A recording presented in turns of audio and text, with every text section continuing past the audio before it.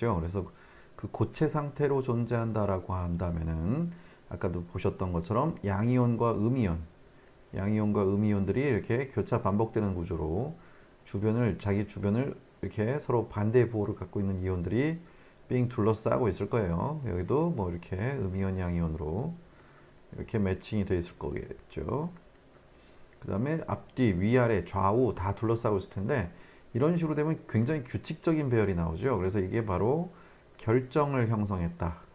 그래서 그때 만들어지는 결정 격자, 이렇게 이런 걸 보고 결정 격자라고 부르게 됩니다. 규칙적인 배열.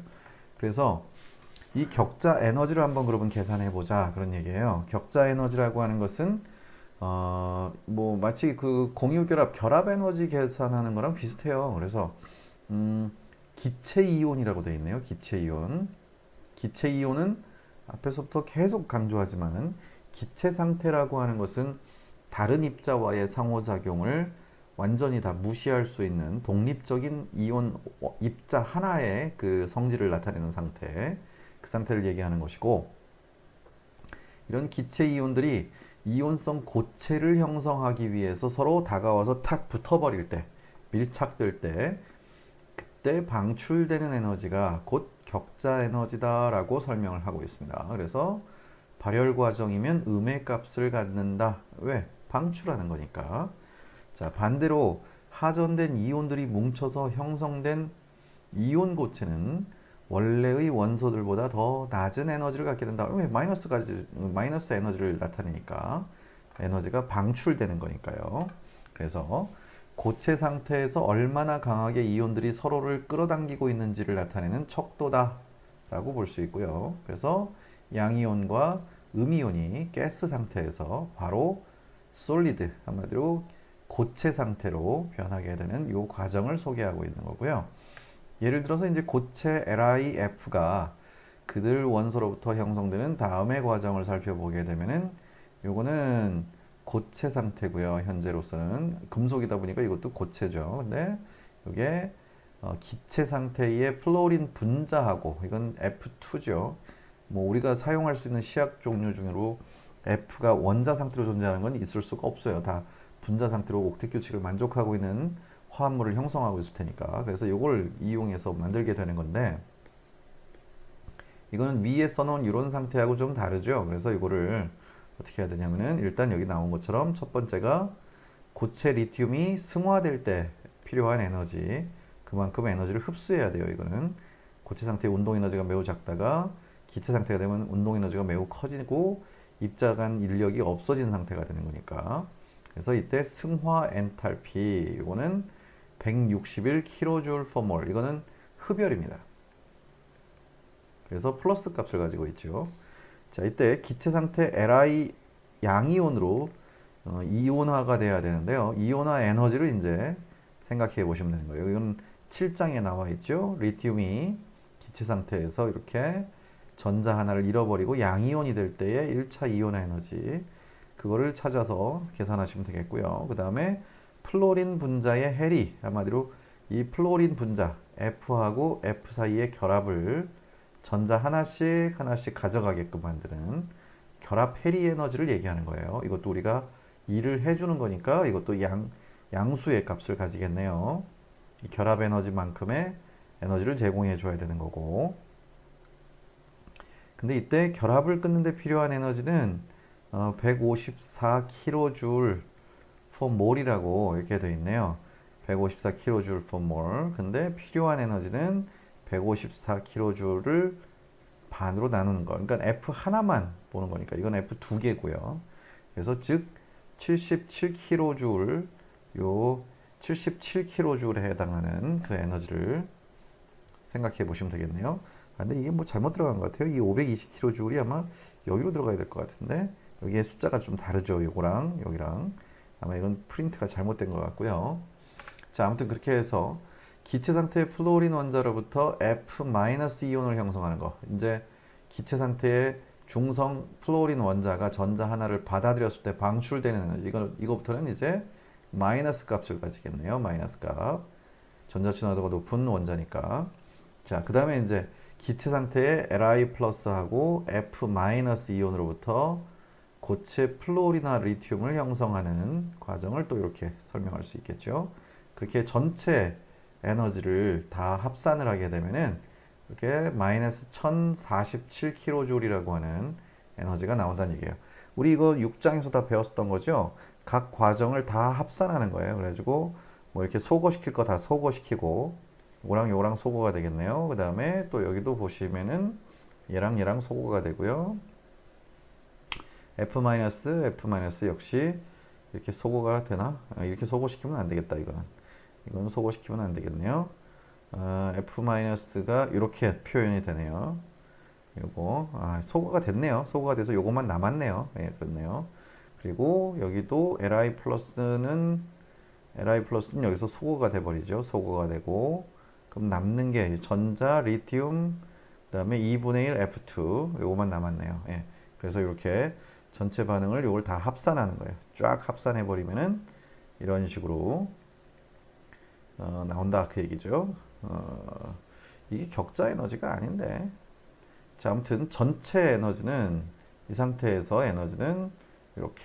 이게 격자 에너지가 맞네요. 앞에서 이렇게 설명했으니까 기체 이온들이 이온성 고체를 형성하는 단계니까 이게 격자 에너지네요. 근데 이거는 지금 맨 처음에 나온 거는 고체의 금속에서 기체의 분자와 고체의 이온 결합성 물질을 만드는 과정이니까 이 전체 과정은 이제 이렇게 좀 복잡하지만 여러 단계를 거친 것으로 다 합산해서 계산한다라는 걸로 표현을 한 겁니다.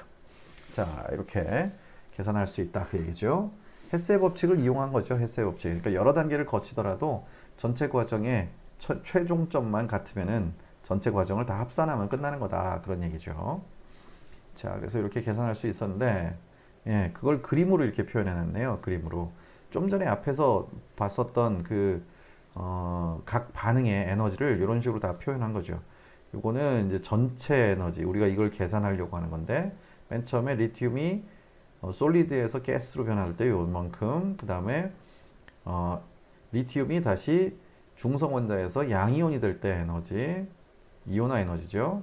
그 다음에 여기서 플로린이 중성 원자로 변할 때 에너지, 그 다음에 여기에 다시 전자 친화도에 의해서 음이온이 될 때 에너지, 그 다음에 여기에 결정 격자 에너지가 이만큼 해서 이걸 계산해낼 수 있다.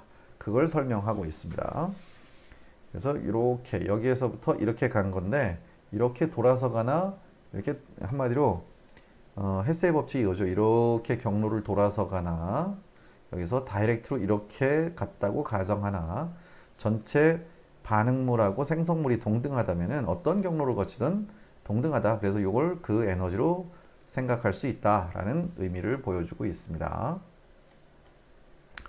이게 이제 대표적인 플로리나 리튬의 분자 구조, 분자가 아니죠.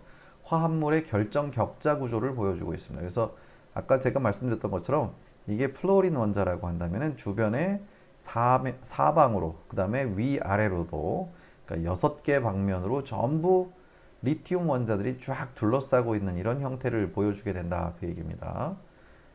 그 다음에 이게 이제, 이게 플로린, 사이즈가 큰 게 플로린, 사이즈가 작은 게 리튬이겠죠. 왜냐하면 리튬은 1s 오비탈 하나밖에 없으니까.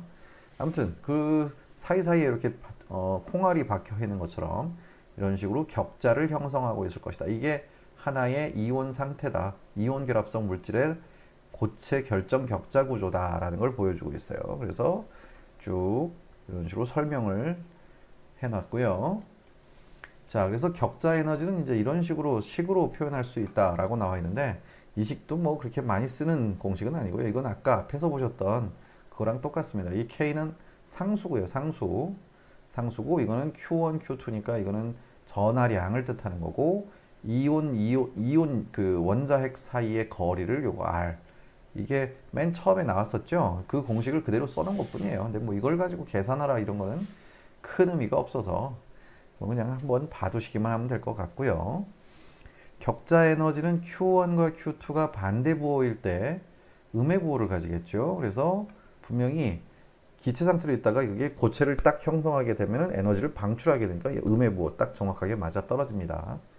이온 전하가 증가하는 만큼 이 Q1하고 Q2 값이 커지면 커질수록 고체 내에서 이온 사이의 거리가 감소하는 만큼 더 많은 에너지를 발생시킬 것이다. 뭐 이런 식으로 소개를 하고 있습니다. 그래서 NAF하고 MgO의 생성에 필요한 에너지를 비교해 보면은 이렇게 기체 Na 플러스하고 F-가 결합하여 이걸 방출하는 에너지가 기체 Mge 플러스와 O2-가 결합하여 MgO 교체를 형성할 때 요거보다 더 많은 이 앞에 NAF보다 이게 더 많은 에너지가 방출된다 그 얘기예요. 이거는 1가 음이온하고 1가 양이온이 결합한 거고 이거는 2가 양이온하고 2가 음이온이 결합한 거기 때문에 4배 이상 많은 에너지가 방출된다. 그만큼 결합이 강해져 버린다. 요거랑 비슷한 얘기 앞에서 또 언급을 했었습니다. 그래서 Mg 원자에서 두 개의 전자를 제거하는 데 필요한 에너지, 그러니까 첫 번째 이온화 에너지, 두 번째 이온화 에너지까지 합산해야 돼요. 그래서 총 2180kJ/몰이 Na 원자에서 전자 한 개를 제거하는 데 필요한 에너지보다도 훨씬 더 큽니다. 그럼에도 불구하고 산소 원자, 중성 산소 원자에서 전자가 두 개 결합될 때 에너지가 737. 그 다음에 첫 번째 전자 결합은 발열을 하는데 두 번째는 오히려 흡열이에요. 왜냐하면은 전자 친화도는 전자 한 개만 넣어주는 거잖아요. 그래서 O에다가 전자 하나를 넣어주게 되면은 O-가 되는 거예요.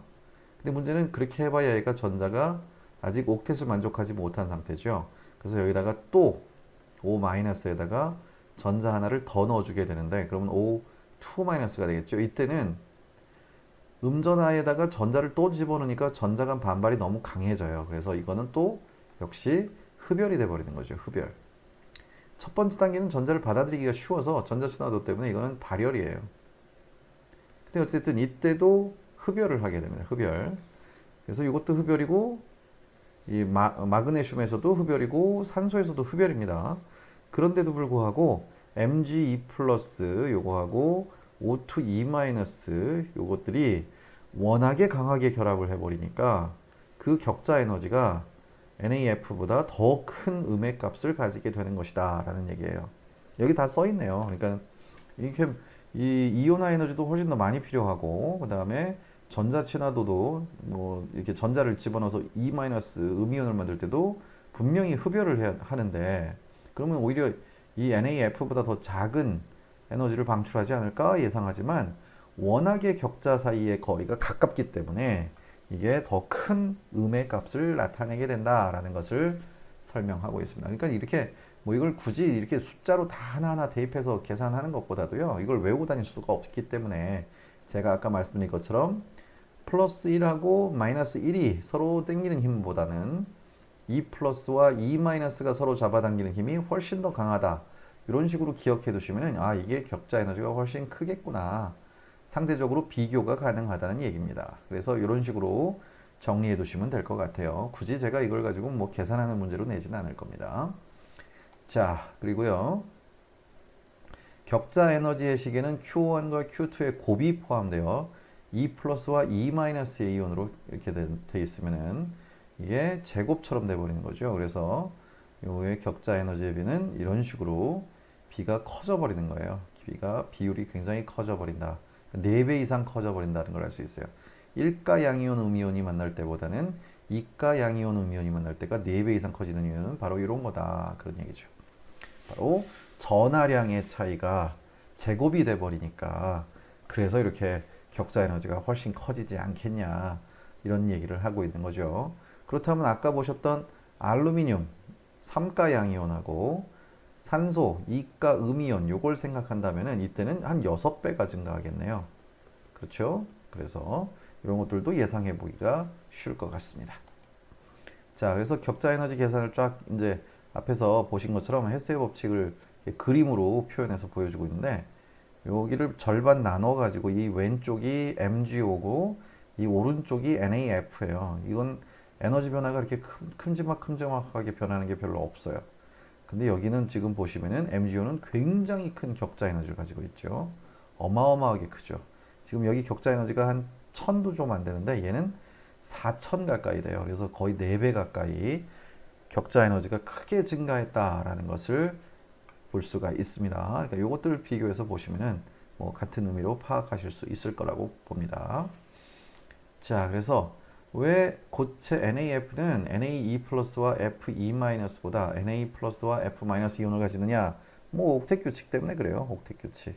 그래서 최외곽 전자를 8개로 맞출 때 이렇게 되어 가장 안정한 전자 배치가 되기 때문에 Na2 플러스를 만들기가 대단히 어렵죠.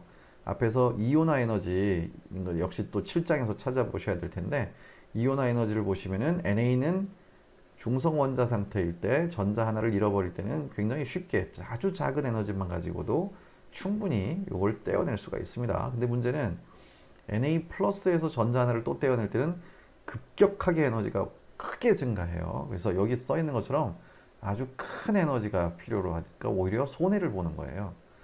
F2-도 마찬가지예요. 전자 하나를 받아들일 때는 그나마 전자 친화도가 높아서 에너지를 조금 방출하는데 2개의 전자를 받아들이게 되면 이제 엄청나게 이제 발열이 아니라 흡열을 하게 된다는 얘기죠. 그래서 손해를 보니까 이렇게는 잘 안 만들어진다 그 얘기죠.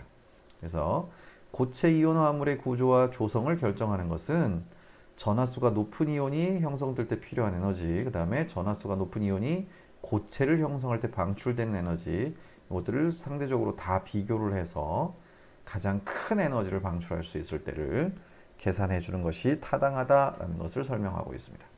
근데 이거는 약간 사족 같은 거네요. 굳이 이 페이지는 안 봐도 될 뻔했어요. 그냥 여기에서 아까 제가 말씀드린 것처럼 이런 식으로 뭐랑 뭐랑 만나는지, 양이온, 음이온이 1가짜리가 만나는지 2가짜리가 만나는지 아니면 3가짜리가 만나는지 이런 것들을 비교할 수 있을 정도만 되면은 충분히 되는 거고, 오히려 이거는 이 페이지는 읽음으로 인해서 이 말 때문에 오히려 더 헷갈릴 수 있는 거죠. 그러니까 이렇게는 잘 안 만들어집니다. 자, 여기까지가 이제 격자 에너지를 계산하는 내용을 설명드리고 있고요. 자, 이제 여기까지가 이제 이온 결합성 물질을 다 설명드린 건데, 그 다음에는 공유 결합의 부분적 이온성이라고 하는 게 나오네요. 이제 공유 결합만 남았어요. 공유 결합의 부분적 이온성이라고 하는 것은 아까 얘기했던 극성 공유 결합을 다른 말로 표현한 거다라고 보시면 돼요. 그래서 무극성 공유 결합의 경우는 특별히 뭐 이게 이온 결합성을 가지고 있다라고 얘기하지는 않습니다. 그냥 완전히 공유 결합이다 이렇게 얘기하게 되는데, 이런 경우죠. F하고 F가 좌우 완전 대칭이고요. 물론 이제 여기에 끝에 이 F나 여기 옆에 있는 F가 둘 다 전기음 송도가 워낙에 센 원자들이 되면서 전자들이 이 사이에 주로 이 F 원자들 주변에 여기에만 주로 몰려 있고 양쪽 끝단으로 오히려 못 가요. 그러니까 전자들이 운동하는 걸 생각해 보세요. 여기에 전자 하나, 여기에 전자 하나가 이쪽 F 쪽으로도 갈 수 있고 이쪽 F로도 갈 수 있어요. 움직일 수는 있습니다. 근데 문제는 이 F하고 F의 힘의 합력이 나타나는 이 타원 궤도 주변에만 전자들이 몰려 있을 수가 있고요. 조금 더 멀리까지 이렇게 분포가 되어야 되는데, 원리대로 한다면 중성 원자 상태는 이런 전자 배치를 가지고 있어야 되는데 여기로만 몰리게 되니까 오히려 양쪽의 말단의 끝자리에 결합의 양쪽 반대쪽이 오히려 전자 밀도가 매우 낮아져 버린 이런 상황이 벌어질 수도 있다는 얘기예요. 하지만 가운데를 중심으로 왼쪽과 오른쪽이 완벽하게 대칭이죠. 그래서 이건 무극성이에요. 무극성. 자, 근데 H하고 F가 결합되어 있으면 이 전자는 F 쪽에서만 놀아요. 이렇게. 여기는 새빨간색으로 나오고요. 이쪽은 완전히 파란색으로 해서 전자가 거의 없는 상태. 이 상태가 되는 건데, 이걸 더 극단적으로 본다면 H가 전자를 아예 뺏겨가지고 이렇게 양이온이 돼버리고 음이온이 돼버렸다라고 볼 수도 있지 않겠냐 하는 거죠. 근데 실제로는 이거는 둘 다 비금속이기 때문에 완전히 음이온과 양이온으로 있을 확률보다는 이렇게 두 개의 공유 결합성과 이온 결합성을 절충해서 두 가지의 성질을 동시에 가지고 있는 것으로 봐야 된다 하는 게 바로 공유 결합의 부분적 이온성이다라는 표현이에요. 네, 그래서 이온 결합과 극성 공유 결합의 차이를 얼마나 잘 구별할 수 있을까 이렇게 되는데요. 독립적인 원자쌍들 사이에 완전한 이온 결합은 거의 없다. 그 얘기는 반대로 바꿔서 얘기하면은 독립적인 두 원자, 이게 완전히 동등한 원자가 아닌, 그러니까 F2나 H2 같은 동등한 원자끼리 결합한 공유결합이 아닌 서로 다른 원자끼리 결합한 극성 공유결합에서는요, 또 역시 마찬가지로 완전한 공유결합은 없어요. 그렇다고 완전한 이온 결합도 없고요. 그래서 그걸 이제 둘 다 성질을 다 가지고 있는 것으로 보자 그 얘기예요. 완전한 이온인 x 플러스 y 마이너스에 대한 쌍극자 모멘트 계산값과 공유결합형의 분자들에 대한 쌍극자 모멘트 측정값을 비교하여 이온성 백분율을 계산할 수 있는데, 뭐 측정한 거랑 실제로 계산한 거랑 비교해 보면은 이런 식으로 나타난대요. 지금 보시면 알겠지만 약간 이런 선분의 주변으로 약간 오차가 발생하고 있는 걸로 알 수 있죠. 그래서 공유결합의 이온성과 구성원자의 전기음성도 차이의 상관관계 이렇게 돼 있고요. 이온성의 백분율이 이렇게 나타나고 있는데, 보시다시피 금속들이 있을 때 이온성이 거의 100%에 가까워지고 있어요. 하지만 완전히 100%는 없어요. 이온결합성 물질조차도 약간의 공유결합성을 가질 수 있다라는 얘기예요. 왜? 전자를 하나 뺏기면 그만큼 얘가 핵전하가 드러나니까 또 전자를 당기는 힘을 약간이라도 작용할 수 있다는 얘기죠. 그래서 이 위에 있는 그림은 기체 상태 화합물을 나타내는 것이고요. 이 결과는 많은 이온의 상호작용에 의해 끌리고 있는 이온들이 존재하는 고체 상태에는 적용되는 것은 아니다. 기체 상태일 때만 이런 식으로 적용시킬 수가 있다는 얘기고요. 실질적으로는 용융되었을 때 전기를 전도하는 물질은 이온 화합물이다 라고 정의를 하고 있습니다. 그러니까 여기서 용융이라고 하는 것은 물에 녹인 상태가 아니라 LiF면 LiF 그 자체의 솔리드가 아주 높은 온도로 가열해가지고, 세모가 가열이에요. 가열해가지고 이게 액체 상태로 됐을 때, 한마디로 융해가 일어났을 때, 그때 바로 전기를 전도하게 되면, 왜냐하면 융해가 되면 여기 Li 플러스 입자하고 F 마이너스 입자가 비교적 또 자유롭게 거리는 가깝지만 자유롭게 용액 안에서, 용액이 아니라 액체 안에서 유동성을 가질 거 아니에요. 그때 이제 전류를 흘려주게 되면 이런 플러스 마이너스 이온들이 전류의 매개체가 될 수 있다는 얘기죠. 그래서 이런 것들이 이온 결합성이고, 용융을 시켰는데도 전류를 잘 흘려주지 않는다. 그러면 이제 공유 결합성이다 라고 볼 수 있다는 얘기예요. 자, 그래서 뭐 이런 것들을 항상 기억해 두시고요. 완전한 공유 결합성이나 완전한 이온 결합성, 이건 사실상 불가능한 거고, 전부 다 어차피 우리가 전자 배치를 다 확률로 보고 있기 때문에 이것도 확률로서 판단하시는 게 좋다, 그런 얘기고요. 자, 그 다음에 이제 공유 결합 모형이라고도 나와 있는데, 화학 결합이란 이렇게 되어 있고요. 원자의 집합체를 하나의 단위체로 거동하게 하는 힘. 화학 결합 이렇게 하니까 좀 이상한데, 전 이걸 이렇게 얘기하니까 너무 와닿지가 않아서요. 전 이렇게 표현하고 싶습니다. 한마디로 화학 결합은 두 원자 사이의 전자들의 운동 상태 때문에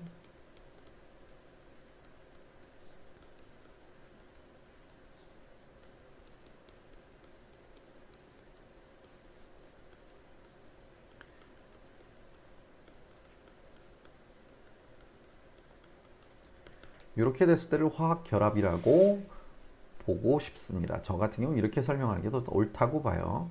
이거는 좀 와닿지 않는 문장인 것 같고요.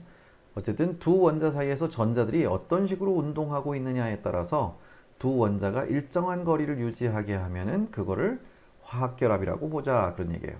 금속결합도 설명할 수 있어요. 금속결합은 자유전자들이 자유롭게 움직임에 따라서 이것들을 일정한 간격으로 유지시키고 있죠. 그러니까 금속결합.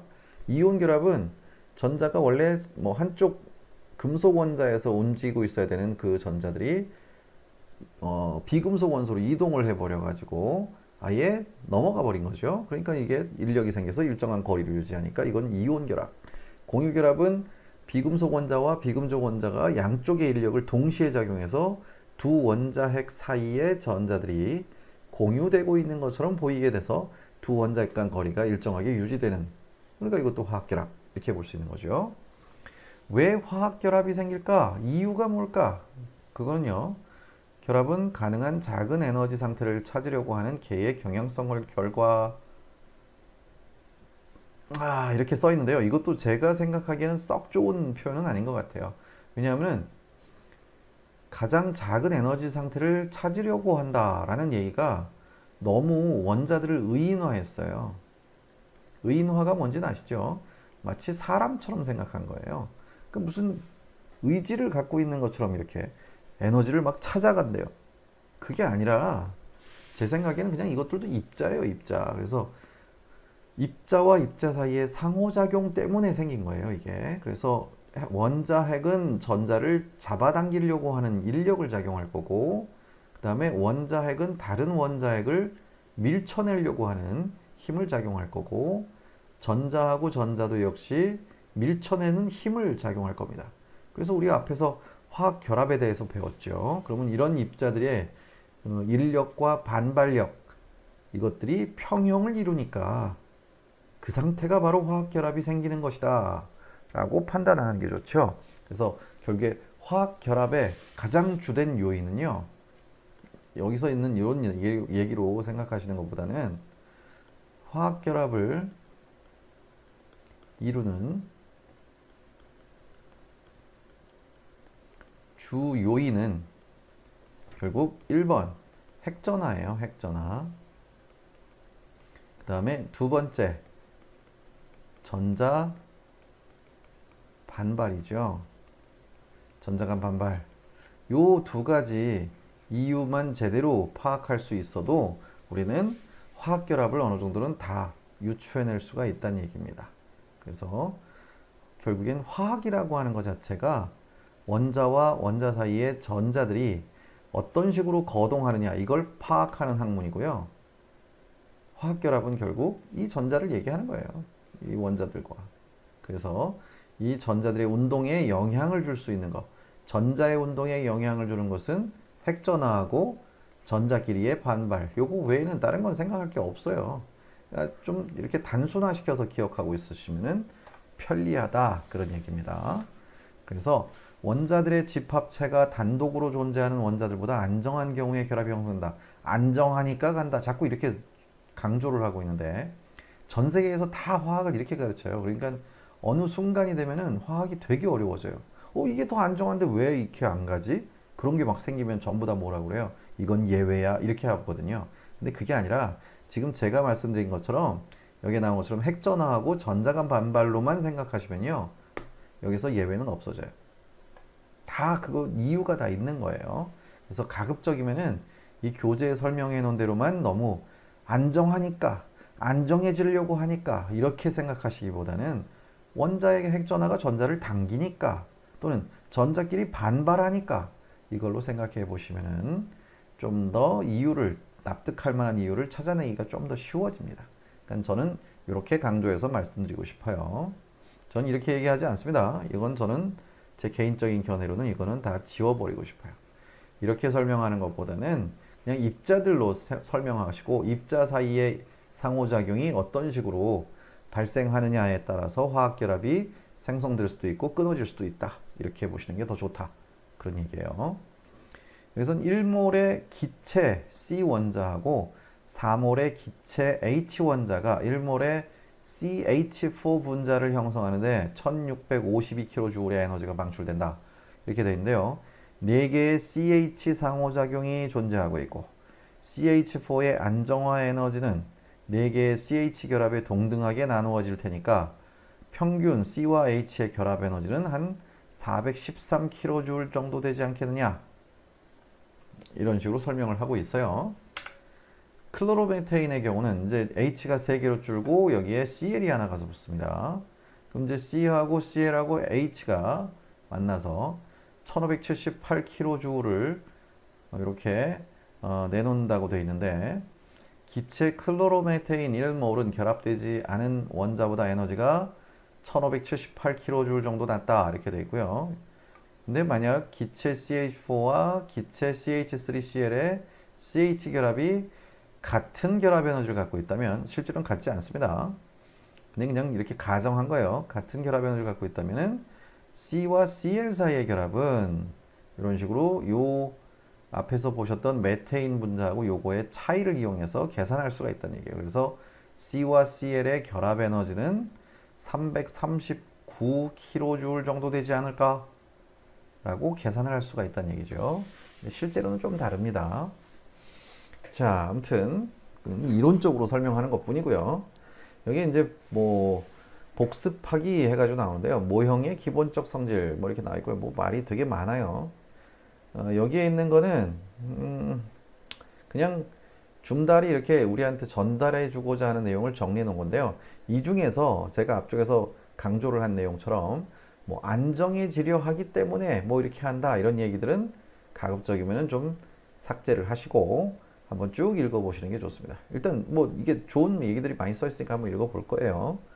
모형은 자연이 어떻게 변화하는가에 대한 불완전한 이해에 근거한 인간의 창작물이다. 한마디로 실제로 눈으로 본 적은 없어요. 근데 왜 이런 식으로 자연 현상이 일어나는가 하는 것은 그냥 인간이 추측하건대 이렇게 됐기 때문에 이렇게 되지 않았을까 하는 식으로 만들어낸 그 모습이 모형이다 그런 얘기고요. 그래서 모형은 실제와 반드시 동일하지는 않다. 일단 근거를 이렇게 하나 드러났고요. 모형은 종종 맞지 않는데 그 이유는 관찰한 현상 중 가장 핵심적인 성질만 고려했기 때문이다. 그러니까 한마디로 지금 보시다시피 이 앞에 이것도 이런 가정이 들어가 버려요. CH3Cl의 CH 결합이 여기 CH 결합이 요 앞에 보던 CH4의 CH 결합하고 결합 에너지가 같다라고 가정을 해버렸죠. 실제로는 달라요. 왜냐하면은 CL이 하나가 결합함으로 인해서 여기가 H가 있을 때보다는 CL이 전자 친화도 및 전기 음성도가 세요. 전자를 잡아당겨 버리면은 이 힘이 여기도 잡아당겨 버려요. 그럼 이거는 결합이 더 짧아질 수밖에 없고 이 결합은 강해져요. 실제로는 메테인에 있는 CH 결합하고 여기에 클로로메테인에 있는 CH 결합은 에너지가 다르다는 겁니다. 그러니까 변수가 되게 많아요, 사실은. 원자 혼자서 뭐 누구랑 상호작용한다 그게 아니라 여러 개의 원자들이 구성 성분으로 놓여 있다면은 각각의 원소들이 각각 다 영향을 주고받고 있기 때문에 실제로는 변수가 대단히 많다는 얘기죠. 그래서 여기서처럼 가장 핵심적인 성질만 고려하면은 종종 맞지 않을 수밖에 없다 그 얘기죠. 그래서 모형은 상상에 근거하고 있고 매우 단순화되어 있기 때문에 너무 그렇게 단순한 쪽으로만 생각해서 왜 지난번에 이렇게 설명해 놓고 이건 안 맞아? 이런 식으로 생각하는 건 좋지 않다는 얘기예요. 모형은 시간이 지나면 점점 복잡해진다. 예, 점점 복잡해져요. 왜냐하면은 좀 전처럼 CL이 땡기니까 H가 더 짧아졌을 거야. 이렇게 하나 생각했단 말이에요. 근데 그렇게 생각해버리면 또 이 C하고 H의 결합이 아까 메테인에서 CH 결합보다 더 짧아졌죠. 근데 아시다시피 우리 결합 에너지에서 배웠듯이 원자핵 간 거리가 너무 짧아져 버리면 또 어떻게 돼요? 원자핵 사이의 반발력, 전자끼리의 반발력도 또 작용을 하기 시작해요. 그래서 또 밀어내는 힘이 또 작용해요. 아, 그러면 이제 또 그것도 절충을 또 해야 돼요. 이렇게 저렇게 뭐 점점 생각해야 될 게 많아지게 되죠. 그래서 일반적인 경향성만 보려고 이렇게 단순화 시켜 놓은 거다 그런 얘기예요. 그래서 모형에서 만약에 어떤 결함이 실제하고 다른 점이 발견되면은 그 모형을 좀 더 수정하고 더욱 상세하게 여러 가지 변수를 고려해서 판단을 해야 된다 그 얘기고요. 관측 또는 예측에 앞서서 모형에 사용된 가정을 이해하는 것이 중요하고 간단한 모형은 매우 엄격한 가정을 사용하며 대략적인 정성적 정보만을 제공할 뿐이다 이렇게 되어 있죠. 말이 좀 어렵네요 여기가. 거의 직역을 해놓은 것 같아요. 그래서 이거를 그대로 이해하시기보다는 지금 제가 말씀드린 것처럼 어떤 과학적 관찰 자료를 우리가 판단을 하고자 할 때 그 마음가짐이나 판단 과정을 이렇게 쭉 소개하고 있는 것 같습니다. 그러니까 너무 복잡한 얘기니까 이거를 뭐 이해한다라기보다는 제가 간략하게 요약만 해서 말씀드리자면은 입자로서 판단하세요. 여기서처럼 의인화시키지 마시고요. 이렇게 의인화시키는 건 안 좋고요. 그 다음에 또 하나 내가 예측을 한 거가 맞지 않는다고 해서 그러면 배운 게 잘못됐나 이렇게 생각할 것도 없고요. 또 그러면은 아니면 배운 게 잘못된 게 아니라고 한다면 이 관측이 잘못됐나? 이것도 아니에요. 관측은 잘 돼 있다라고 판단을 또 해야 돼요. 그렇다면 그 안에는 그러니까 실제 여러 개의 원자들이 동시에 작용하고 있는 복잡한 단순한 개가 아니라 여러 가지 변수들이 한꺼번에 동시에 작용하는 그런 경우에는 아주 많은 변수들에 의해서 조금씩 영향이 다 달라져 버리는 거죠. 그래서 절충을 하셔야 됩니다. 절충을. 근데 이게 뭐 처음부터 다 절충을 해보면 그럼 이것도 맞고 저것도 맞고 다 맞는 거 아니야? 이렇게 생각하시기보다는 가장 주된 요인, 그 다음으로 중요한 요인, 그 다음에 또 고려해야 될 요인, 이렇게 한 가지씩 덧붙여가면서 실제하고 최대한 비슷하게 판단하고자 하는 그런 노력을 해야 된다라는 게 바로 여기에 써 있는 이 뭐 복습하기 모형의 기본적 성질을 설명한 이 내용이다, 그런 얘기예요.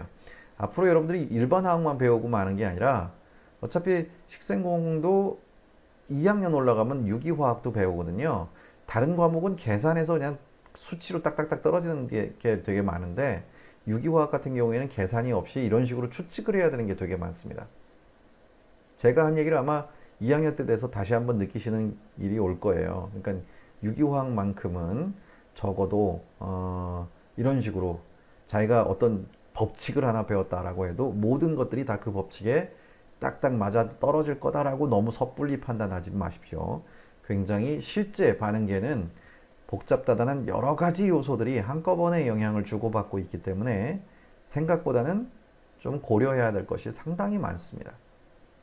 아무튼 딱 일단은 그 정도로만 이 내용을 설명드릴 거고요. 그 다음은 뭐 여러분들이 차차 배워가시면서 하나씩 경험적으로 늘려가는 수밖에 없을 것 같습니다.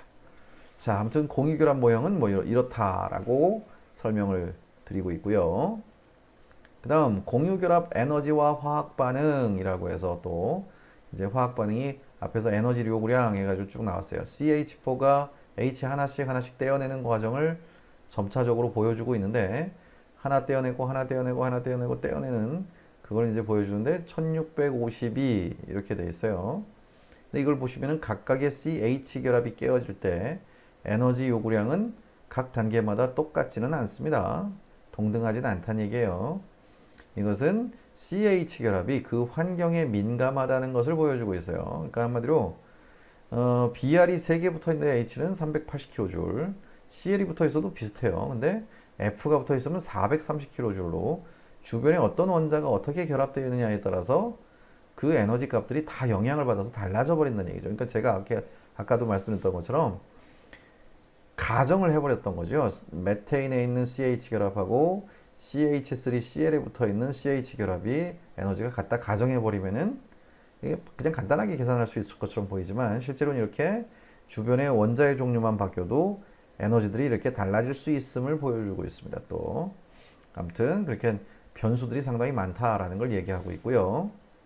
평균 결합 에너지, 그래서 여러 가지 변수가 있기 때문에 이것들을 여기에 표에다가 실험치로 평균적인 여러 가지 변수들을 일단 고려한 상태에서 그것들의 다양한 값들을 다 측정해 가지고 그것을 평균을 낸 거예요.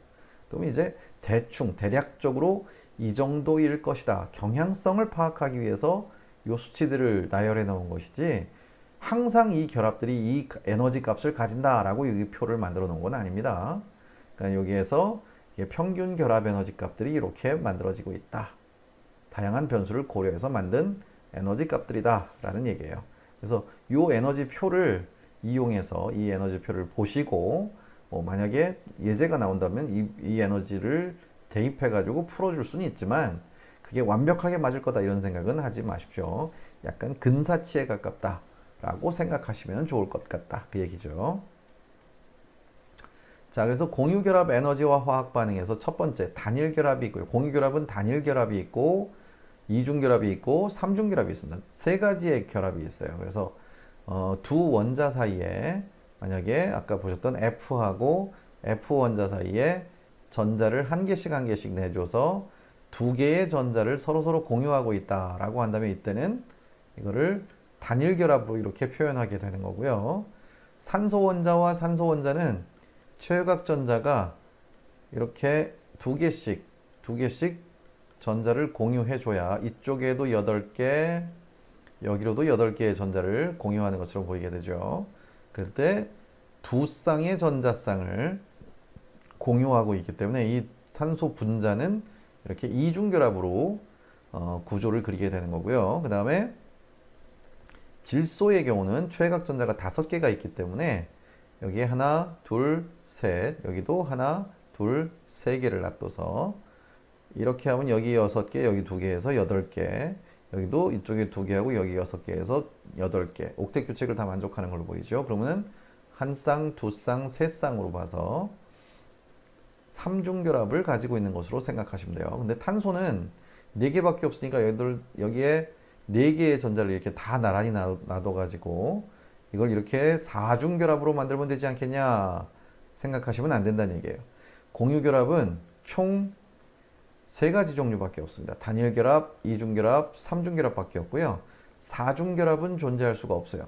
그 이유는 뒤쪽에 이 공유결합의 혼성화라고 하는 개념에 나오면은 그때 가서 다시 한번 또 소개를 해드릴 테니까 일단 여기서는 단일, 이중, 삼중결합 이렇게 3가지 종류밖에 없는 것으로 생각하시면 되겠습니다. 그래서 각 결합선 한 개당 전자는 쌍으로 한 쌍씩 들어가 있는 것으로 고려하시면 되겠고요. 이 결합 선분으로 그린 이 결합은 전부 공유 전자들을 포함하고 있는 것으로 생각하시면 되겠어요. 그리고 또 한 가지는 이제 여기에 써 있는 것처럼 공유된 전자쌍이 많을수록 결합 길이가 더 짧아지고 결합 에너지는 커질 것이다. 그 얘기죠. 뭐 단순한 얘기예요. 원자핵과 원자핵 사이에 인력을 작용시킬 수 있는 전자쌍이 한 쌍 있으면 당기는 힘이 제일 약할 거고요. 원자핵과 원자핵 사이에 원자핵을 잡아당기는 전자쌍이 2쌍이 있으면 당기는 힘이 얘 2배가 되니까 더 짧아질 거고요. 3쌍이 있으면 더욱 더 짧아지겠네요. 그걸 얘기하고 있고요. 그래서 CC 단일 결합, 요거는 결합 길이가 154인데 이중 결합이 되면 134, 삼중 결합이 되면 120으로 점점 줄어듭니다. 그러면서 결합 에너지는 팍팍팍 증가하고 있고요. CO 결합들도 마찬가지 단일과 이중이 있는데 이렇게 결합 길이가 짧아지면서 결합 에너지 증가하고 있고요. 그 다음에 CN 결합도 마찬가지로 삼중 결합까지 있을 수 있는데 이렇게 에너지 변화가 규칙적으로 변하고 있구나 하는 것을 소개하고 있습니다. 자, 여기서 결합 에너지와 엔탈피를 이제 비교해 주고 있는데요. H2 수소 분자가 기체 상태로 존재하고 플로린 분자가 또 역시 기체 상태로 존재할 때 2몰의 HF 기체를 형성하게 된다라는 걸 이제 계산해 보자 그 얘기인데요. 이 앞쪽에 나와 있는 이 표를 이용해서 계산을 하시면 돼요. 그래서 전체 H하고 H 결합이 끊어지고 또 F하고 F의 결합이 끊어진 다음 H 하나랑 F랑 만나고 H 하나랑 F랑 하나 만나서 2개의 HF 결합을 형성하는 이 반응의 에너지 변화량은 전체 에너지 변화량은 바로 끊어진 결합의 합, 그 다음에 생성된 결합의 합, 그 차이다 이렇게 볼 수가 있다는 얘기죠.